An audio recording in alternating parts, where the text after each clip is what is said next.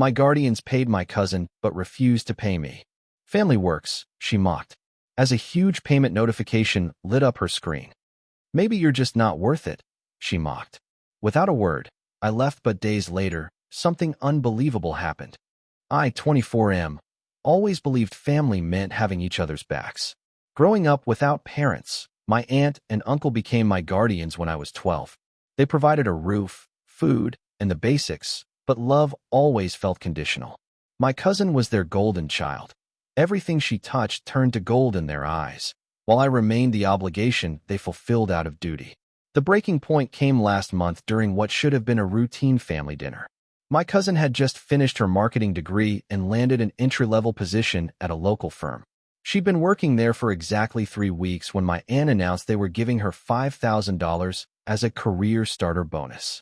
The way they presented it, complete with a small ceremony and champagne, made my stomach churn. I'd been working 2 jobs since I turned 16, one at a warehouse during weekends and another doing freelance graphic design on weeknights. Every penny went toward my computer science degree, which I was completing while maintaining a 3.8 GPA. I'd never asked them for money, never expected handouts, but seeing the disparity hit differently that evening. My uncle raised his glass and made a toast about how proud they were of her achievements. My aunt nodded enthusiastically, mentioning how they wanted to invest in her future. The whole scene felt surreal. Here I was, 3 months away from graduating with honors, having worked myself to exhaustion for years, and I'd never received so much as acknowledgement, let alone financial support. After dinner, I approached my aunt privately. I explained that I was struggling with my final semester expenses, textbooks, project materials, and application fees for graduate programs. I wasn't asking for $5,000, just maybe a few hundred to ease the burden. Her response came swift and cold. She reminded me that family helps family without expecting payment. I was family, therefore I should contribute without compensation. It was my duty, she said, to help maintain the household and support my cousin's success. The irony wasn't lost on me. I'd been doing unpaid work around their house for years, fixing their computers, designing flyers for my uncle's small business, even renovating their basement last summer. All of it was dismissed as family contribution, while my cousin's 3 weeks at her new job warranted a celebration and cash reward. But what happened next shattered whatever respect I had left for them. My cousin, who'd been listening from the doorway, stepped into the kitchen with her phone in hand. The screen displayed a banking notification showing the $5,000 deposit. She waved it in front of my face with a smirk I'll never forget. She told me that maybe family worked for those who deserved it, and perhaps I simply wasn't worth the investment. Her words cut deeper than my guardian's rejection because they came from someone who'd grown up alongside me, someone who knew exactly how hard I'd worked for everything I had. I didn't argue. I didn't defend myself. I didn't even respond to her mockery. Something inside me shut down completely, and I realized that no amount of explanation would change their perception of my worth. I simply nodded, grabbed my jacket, and walked out of their house.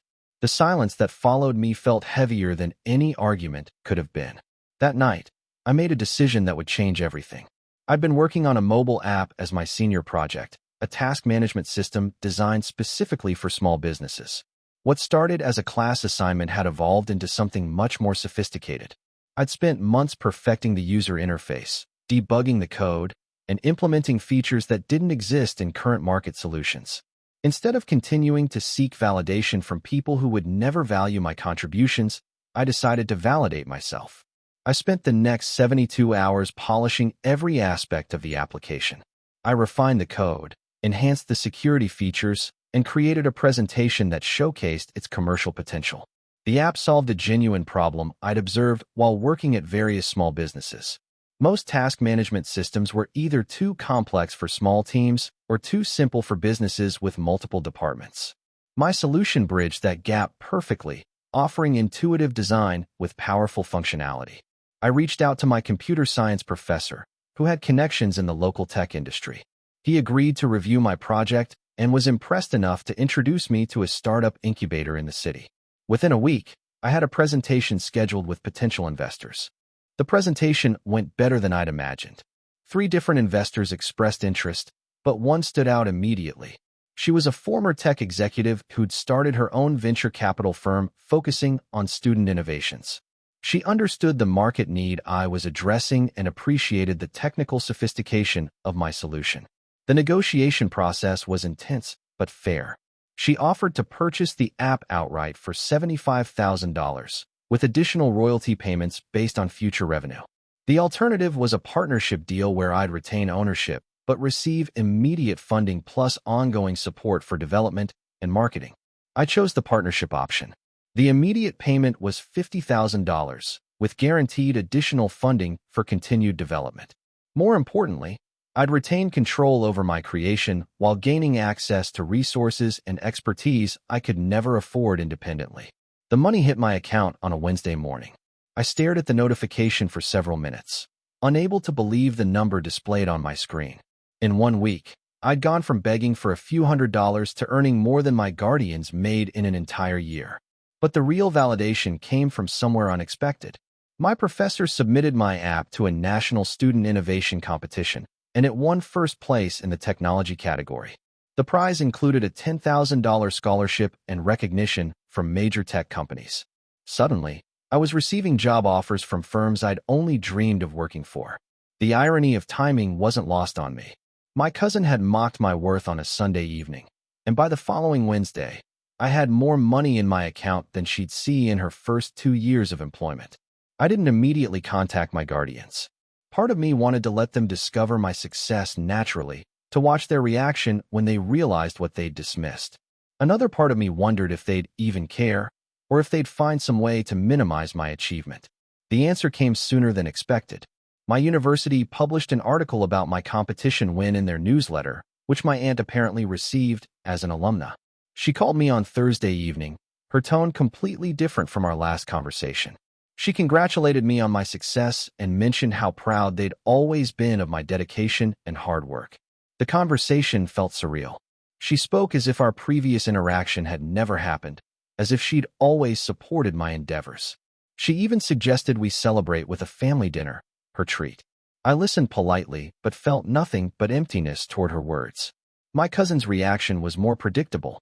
She sent a text message congratulating me, but couldn't resist adding that she'd always known I had potential. The message felt hollow, especially considering her behavior just days earlier. She mentioned wanting to catch up soon, perhaps over coffee, to discuss my plans. I realized that success had instantly transformed me from the family obligation into someone worth their attention. The same people who dismissed my worth were now eager to associate themselves with my achievement. It was a masterclass in conditional relationships disguised as family loyalty. Update 1. The weeks following my success brought unexpected developments. My aunt and uncle's attitude shift became increasingly obvious as word spread about my achievements.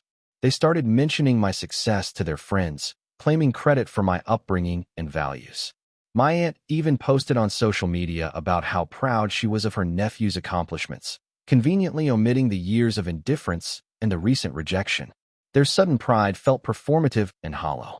I watched them bask in reflected glory they'd never earned, taking credit for success they'd actively discouraged. It crystallized everything I'd suspected about their motivations. They cared more about appearance than genuine relationships. My cousin's behavior became particularly interesting to observe.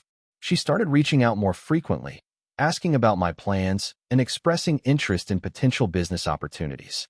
She mentioned having marketing experience that could benefit my ventures, subtly positioning herself as a valuable collaborator. The transformation from someone who'd mocked my worth to someone seeking association with my success was both predictable and pathetic. But the most significant development came from an unexpected source. My venture capital partner introduced me to other student entrepreneurs she'd funded.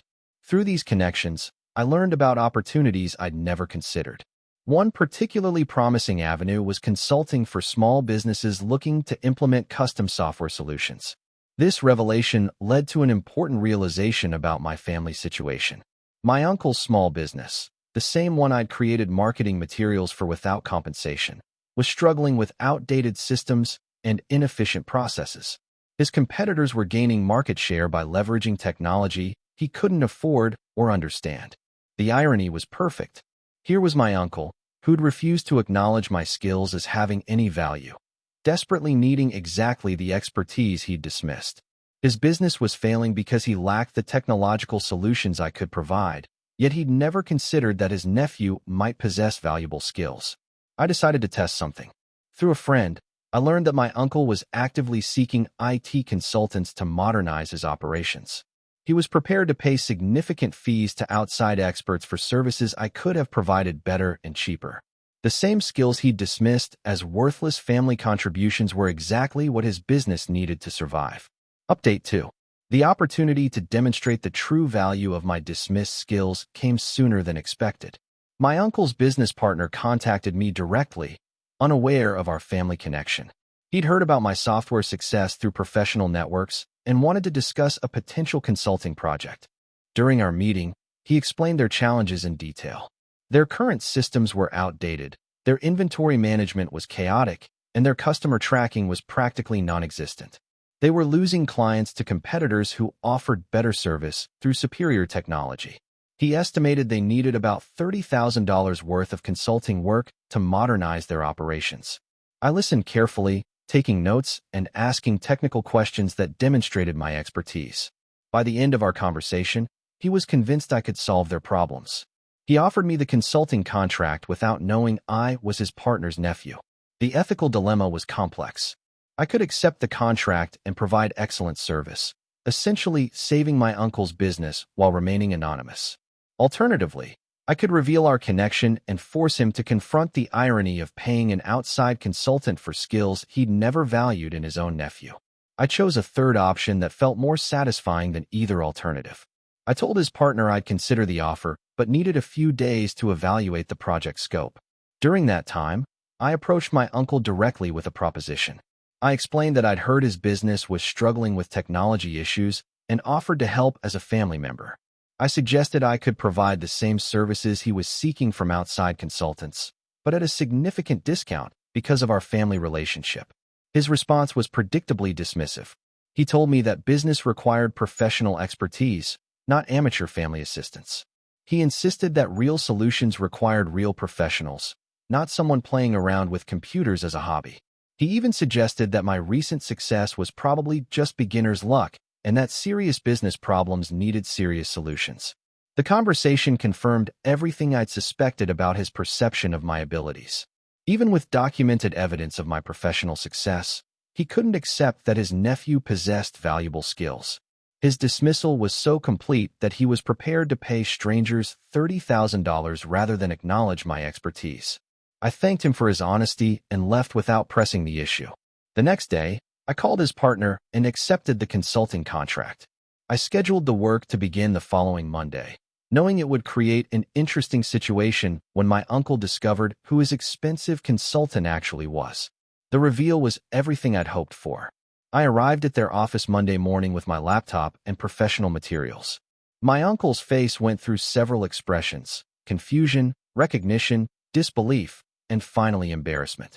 His partner introduced me enthusiastically, praising my credentials and expressing confidence in my abilities to solve their problems. My uncle tried to maintain composure, but his discomfort was obvious. He couldn't object without undermining his partner's decision, yet accepting my help meant acknowledging he'd been wrong about my capabilities. He was trapped by his own dismissive attitude and his partner's professional judgment. Update 3. The consulting project became a masterclass in demonstrating value through action rather than words. Over the following weeks, I systematically addressed every technological challenge their business faced. I redesigned their inventory system, implemented customer relationship management tools, and created automated processes that eliminated hours of manual work daily. The improvements were immediate and measurable. Their order processing time decreased by 60%. Customer complaints dropped to nearly zero. Their ability to track inventory and predict demand improved dramatically. Within a month, they were operating more efficiently than they had in years. My uncle watched this transformation with growing discomfort. Every improvement I made highlighted how wrong he'd been about my abilities. His partner constantly praised my work, mentioning to clients and colleagues how fortunate they were to have found such talented local expertise. The financial impact was equally impressive. The efficiency improvements I implemented saved them approximately $15,000 monthly in operational costs. My $30,000 consulting fee would be recovered in just 2 months, after which they'd continue saving money indefinitely. But the personal impact on my uncle was more complex than I'd anticipated. As the project progressed, I watched him struggle with the cognitive dissonance between his dismissive attitude toward my abilities and the undeniable evidence of my professional competence. He couldn't reconcile his perception of me as an unworthy family obligation with the reality of my expertise. The situation reached a turning point during a project review meeting. His partner was presenting quarterly results to their board, highlighting how the technological improvements had reversed their declining profitability. He specifically credited my consulting work as the key factor in their recovery and mentioned plans to expand their relationship with my services. After the meeting, my uncle approached me privately. For the first time in years, he seemed genuinely reflective rather than dismissive. He acknowledged that he'd underestimated my abilities and thanked me for the work I'd done. He even admitted that his business might not have survived without the improvements I'd implemented. His apology felt sincere but incomplete. He was acknowledging my professional competence while avoiding the deeper issue of how he'd treated me as a family member. He was grateful for my business services, but hadn't connected that to years of dismissing my contributions as worthless family obligations. I accepted his thanks graciously, but realized that professional respect and personal respect were different things. He could value my skills as a consultant while still failing to value me as a person. The success had earned me acknowledgement, but hadn't fundamentally changed our relationship dynamic.